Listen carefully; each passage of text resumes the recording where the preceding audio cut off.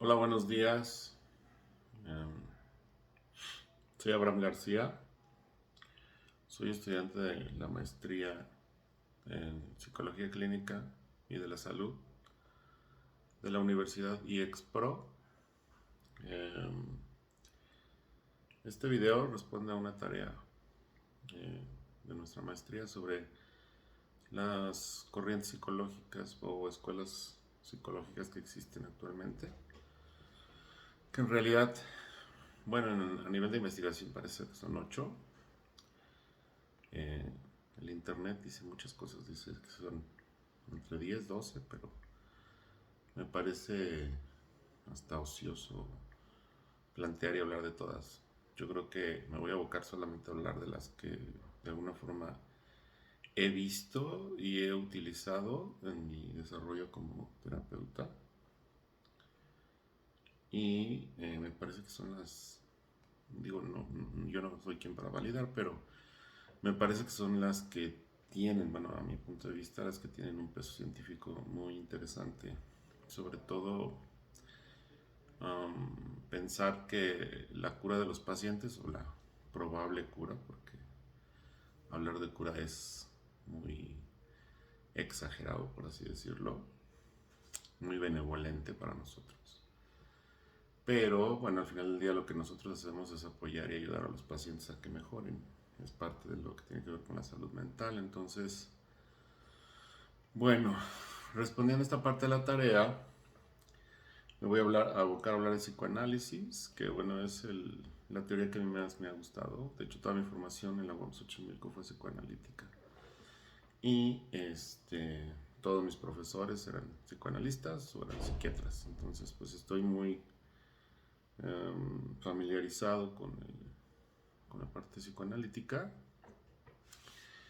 Me encanta trabajar con los medios del inconsciente y me parece que todo lo que tiene que ver de las investigaciones de la casuística freudiana, aunque me parece un poco arcaico, porque ya lo es, me parece que sientan las bases de todo lo que tiene que ver los procesos de la conducta humana. Y yo durante mucho tiempo lo que he hecho es practicar la parte de la liberación de situaciones de la represión, para que a través del diálogo las personas puedan mejorar, ¿no? Entonces, bueno, para poder hablar de esto, pues inicialmente tenemos que hablar de Sigmund Freud. Sigmund Freud, bueno, pues ya lo sabemos, es un señor, me parece que de orígenes judíos. Este señor nació en Austria y pasó la mayor parte de su infancia en Viena. Y bueno, él era médico, obviamente, y después hizo su especialidad en neurología. Y en 1881 eh, ya era un médico importante. Su teoría um, la basa en la parte del inconsciente. Él es el primero de hablar así de forma general y expuesta ante todo el mundo, a todo el modelo científico en el que él pertenecía, de hablar del inconsciente. Uh-huh. Y lo que hace es que genera como tipos de modelo de mente o modelo de, no sé, de cuestiones internas. Habla acerca de un preconsciente, de un consciente y de un inconsciente. Uh-huh. Y a partir de ahí, bueno, empieza a crear su teoría. Hay toda una revolución, porque él inicialmente lo que habla es que expone que la sexualidad de los menores, bueno, en aquel tiempo, en la época victoriana, pues se sabía que pues los niños no tenían sexualidad, ¿no? Que la sexualidad empezaba ya prácticamente en la adolescencia, y Freud es el primero en decir que no, que los niños empiezan a tener deseos sexuales desde la infancia. Es uno de sus postulados más interesantes. De hecho, posteriormente su hija Ana Freud continúa con su misma escuela, y me parece que ella se dedica obviamente a niños y ella hace todo el compendio de lo que su padre había formulado para, posteriormente, iniciar toda una escuela, la escuela de Ana Freud también, ¿no? Bueno, él es el primero en poner la parte de la estructura de un modelo inconsciente, obviamente, porque acá en Estados Unidos también ya había todo un desarrollo de otro tipo de escuela, que ahorita voy a hablar de ella, pero él es el primero en poner la idea de que hay una estructura mental, la famosa estructura del yo, del super yo y del ello, ¿no? Pues el yo es quien está en un modelo consciente, el super yo son todas aquellas instituciones o limitaciones que pone la sociedad, los medios culturales. De hecho, hay un texto de Freud muy interesante que se llama El malestar en la cultura, donde habla acerca de todos los modelos superyoicos, ¿no? De cómo el superyo impone todo este medio represivo para que pues, nuestros más íntimos deseos generados por el ello se mantengan como en la etapa cultural, donde no podamos salir de estos límites culturales o sociales que tenemos en la realidad o en el consciente. Ajá. Entonces, bueno, este famoso se llama aparato psíquico, que lo pone Freud en su proceso de su teoría, y en este aparato psíquico empieza a ver todo un proceso teórico de del modelo de revolución. Viene varios textos muy interesantes, muy interesantes.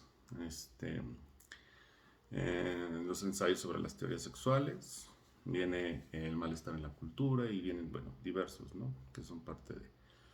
Para hablar de acerca de toda la obra freudiana, pues debería de tener aquí como, pues toda la biblioteca puesta aquí, porque son bastantes volúmenes. Pero bueno, es muy importante hablar de eso. Dentro de la teoría freudiana, pues está la teoría psicoanalítica. Es también fundamental entender que son los mecanismos de defensa que tenemos los seres humanos para defendernos del exterior. Ajá.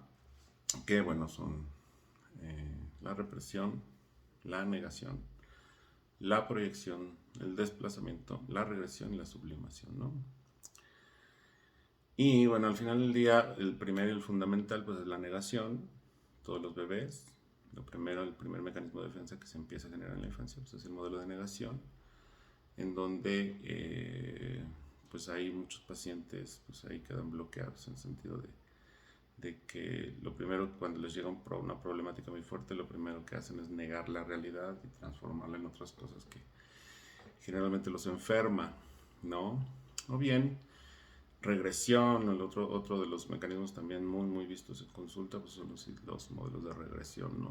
De cómo las pacientes, en vez de generar un modelo de desarrollo en ellos mismos, regresan a etapas prácticamente infantiles, ¿no?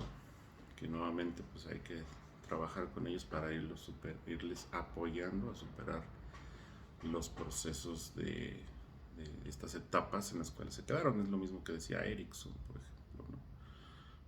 Entonces, para irlos pasando por las etapas ericksonianas, pues tendríamos que hacer un replanteamiento de la conducta de la persona, ¿no? Y bueno, pues también habla acerca, bueno, también lo que hace la teoría psicoanalítica es que determina las etapas de los infantes que son fundamentales en todo lo que tiene que ver la teoría sexual, que bueno, son 5 etapas fundamentales, que es la etapa oral, la etapa anal, la etapa oral, los modelos de deseo de la boca del menor, la etapa anal, que es cuando vienen toda esta mezcolanza entre heces y el conocimiento del mundo a través de agarrar cositas y no sé, la plastilina y estas cosas de los niños. La etapa fálica, que es donde inicia Freud la teoría que a partir de esta etapa, la etapa fálica, es donde empiezan los modelos del deseo sexual del menor. También Melanie Klein hablaba de eso. Y la etapa latente, donde donde los niños se duermen, por así decirlo, entre los 6 y 7 años, no hay ningún tipo de deseo sexual por la madre, en el complejo de Edipo. Y la quinta etapa, la genital, que bueno, es la resolución de todas las demás etapas, donde ojalá todo el mundo estuviera ahí, pero bueno, no sabemos que dentro de los procesos con los pacientes hay gente que se queda en alguna de ellas, ¿no? Entonces habría que apoyarles para ir procesando este tipo de etapas. Muy bien.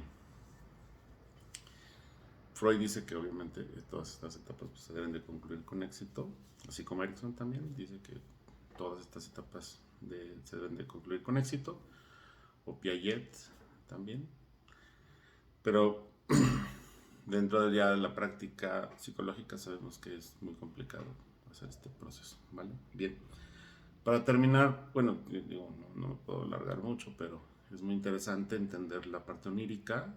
Freud es el primero también, que habla acerca de los sueños, del modelo onírico, de cómo existen ciertos mecanismos que nuestra mente hace para representar situaciones inconscientes que tienen que ver con el deseo. El deseo no expresado en medios conscientes se va al inconsciente, y el inconsciente es el que de alguna forma lo avienta a través de sueños, y por eso hay sueños muy perturbadores, hay sueños también de alta sexualidad, y hay sueños que de alguna forma tienen condensaciones.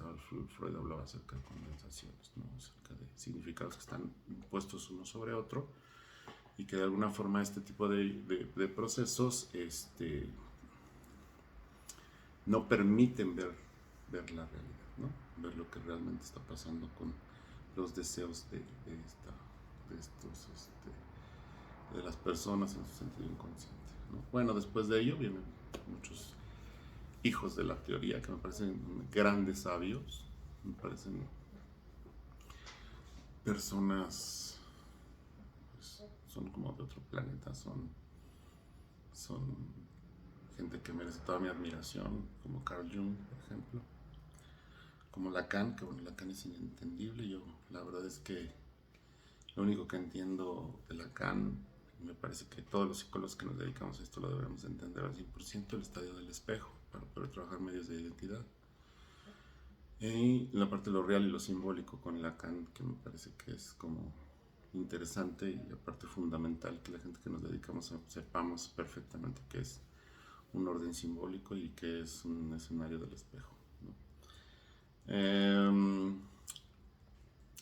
Dentro de la situación psicoanalítica, pues obviamente tiene que ver la asociación libre para poder entender al paciente, que vaya asociando para poder generar una idea de dónde está. Trabajar su complejo de Edipo,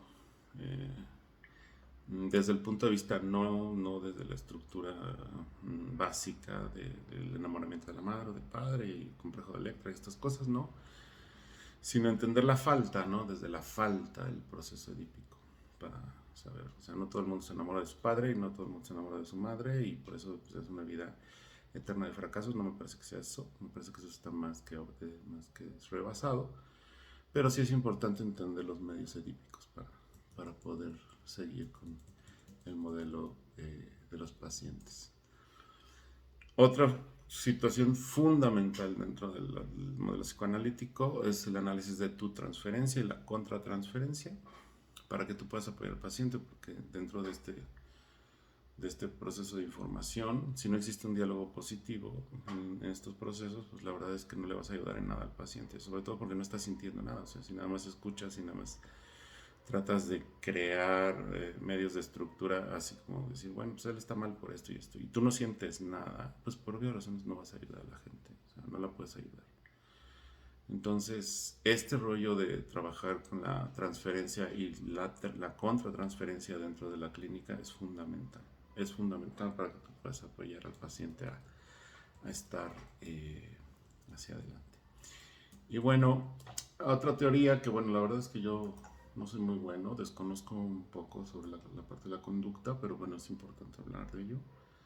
Es el conductismo. El conductismo, bueno, me parece que es la otra área contrapuesta al psicoanálisis. De hecho, muchos de los teóricos conductistas pues desprecian al psicoanálisis, ¿no? Dicen que no es una ciencia en sí, que es una cosa inexacta. Obviamente el psicoanálisis viene desde una estructura positivista, del positivismo. No recuerdo cuál es el autor del positivismo, pero pues, es toda una corriente ideológica, ¿no? Ha salido después del siglo XIX, me parece. Y pues el positivismo no está dado desde el punto de vista de la estructura de la metodología científica hacia ultranza, ¿no? O sea, lo que se observa es lo que de alguna forma se tiene que llevar a la parte del esquema científico, ¿no? Entonces, el cognitivo-conductual, la verdad es que tiene mucho que ver con lo que tiene que ver el comportamiento humano y animal. Eh, Prioriza mucho lo que tiene que ver, obviamente, la parte fenomenológica. No, lo psicodinámico, obviamente, lo deja a un lado, no le gusta, no le parece. Y pues lo que hace es crear como los medios de enfermedad mental a rajatabla, ¿no? Que bueno, al final del día eh, sí es muy importante, pero me parece que no todo está dado por medios de enfermedad. Hay gente que ya consulta que no está enferma, que simplemente no tiene una orientación, pide una orientación porque no sabe qué hacer. Entonces los conceptos básicos del conductismo, regresando un poquito a esto, es, bueno, el estímulo, la respuesta, el condicionamiento y el refuerzo, ¿no? Que bueno, no es otra cosa que generar como medios de condicionamientos específicos para que la gente, al ser condicionada y tener como un refuerzo, que es como un premio, la gente pueda como mejorar, ¿no? O generar medios de castigo para el proceso. La verdad les quiero decir que hay cosas que sí funcionan desde el conductismo, yo lo he probado, pero bueno, la gente castigada en general no funciona. O sea, no, la gente que siente castigo dentro de la familia, pues dentro de la consulta, pues se va. ¿No? Entonces, pero bueno, creo que es importantísimo el conductismo porque, bueno, a partir de él hay un gran teórico ahí que es el señor Wundt, que genera todo el proceso de la psicología científica y experimental. Y de ahí obviamente todo lo que tiene que ver la psicología estadounidense, ¿no? Que me parece que son los que crean todos los procesos así estadísticos y matemáticos que al día de hoy se utilizan en la psicología. Por eso me parece que es fundamental hablar de estas dos teorías, ¿no? Entonces, no puedo hablar más, ya se me fueron 17 minutos, me concentré más en psicoanálisis y pues agradezco esta oportunidad a nuestro profesor por haber hablado un poquito de estas teorías. No voy a hablar acerca de la parte sistémica, a mí me encantan las partes sistemas, pero no voy a hablar de ello. Y bueno, hay otra por ahí que se llama Gestalt, que me parece también maravillosa, pero para algunas otras cosas. Y esos, los rollos que están ahora de moda, la verdad es que no me he puesto a investigarlos. Ando muy ocupado en otras cosas, pero me parece que, por ejemplo, el rollo transpersonal, el rollo... Hay otro por ahí que se llama... ¿Cómo se llama? Psico-oncología, que todo está orientado a medios de cáncer, ¿no? Bueno, son teorías nuevas que yo cuando estudié, los profesores nos informaban que pues esas teorías no estaban dentro de los medios científicos y que nosotros nos teníamos que abocar a la parte científica. Entonces, la verdad es que no he tenido ni tiempo de observarlos, pero estas dos teorías sí. Agradezco mucho esta oportunidad, profesor. Le envío un fuerte abrazo. Que esté usted muy bien. Hasta luego.